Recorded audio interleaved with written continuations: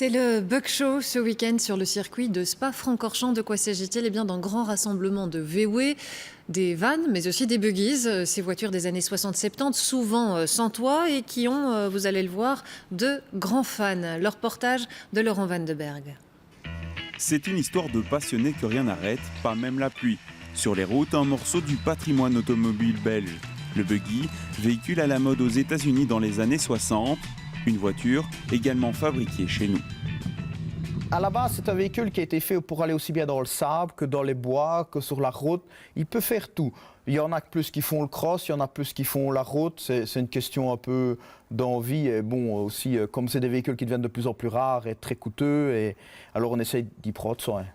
Dans son garage, Stéphane a monté lui-même son buggy, et cela en partant d'un simple châssis. Vous voyez, c'est un châssis coccinelle, c'est là-dessus qu'on faisait les buggy. Quand le châssis mécanique est fini, on va dire, on boulonne simplement la caisse dessus, elle est boulonnée dessus, on attache la colonne, le volant, sur quelques heures, il est prêt à l'emploi, vous pouvez partir. C'était très simple, ils en ont vendu des millions en kit. Vous aviez un petit dépliant comme si on achetait une boîte de Lego, comment monter mon petit jeu, c'était la même chose. Entre 1969 et 1976, 5 fabricants belges entre Liège et Namur sont en pleine production. Parmi eux, les marques Rittler, Apal, Van Clee. Au total, près de 10 000 voitures seront construites. Aujourd'hui, les anciens fabricants vieillissent ou ont disparu.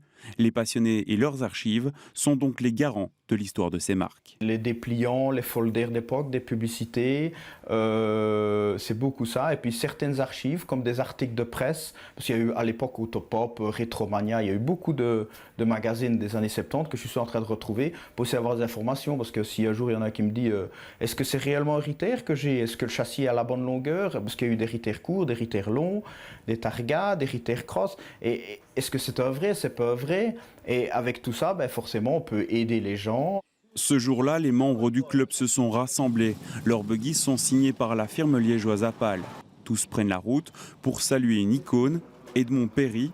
Dans cet entrepôt, il a designé une dizaine de modèles et fabriqué 5000 exemplaires, la moitié de la production belge. La chance a voulu qu'on ait une place au Salon de Paris en 1970 et qu'au Salon de Paris, c'était entièrement nouveau.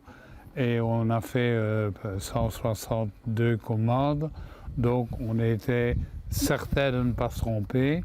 Edmond Perry est conscient d'avoir vécu une époque exceptionnelle où les constructeurs belges n'étaient pas freinés par les normes de sécurité. 40 ans après leur construction, ces voitures sont toujours en bon état et dans les mains expertes de passionnés.